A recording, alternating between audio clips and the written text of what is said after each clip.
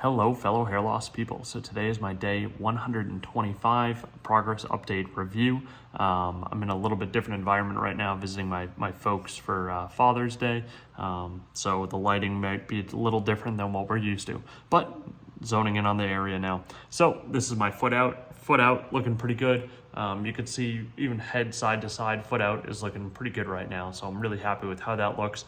Now looking into my strong area, looks really good. You can see there's a little bit of shine in my hair.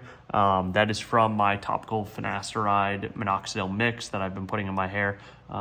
So that's why it looks maybe a little bit greasy and a little bit shiny, is because of that. One thing I did notice is towards the back side of my hair transplant, looks kind of thin back here.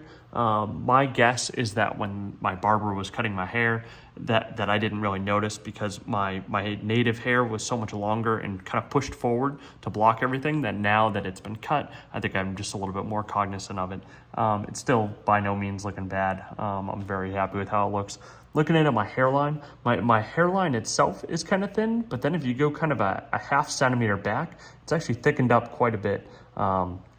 Good amount of hair growing in there. Again, this is my strong side. Moving over to my weaker side, I would say right towards the front of my hair is starting to get dense. I've got a little lack of density kind of in this line where my native hair and my new transplanted hairs meet up. Part of this also could be the fact that that I had my hair cut, and because I had my hair cut, it's just something that I hadn't really noticed because my native hair had gone over into this area.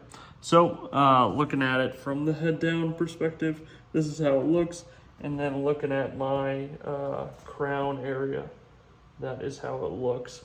Overall, super happy with how it's turned out. Can't believe that I'm already 125 days post-op now. If you guys have any questions, please feel free to comment down below. Make sure to like and subscribe for all my future videos. Thank you.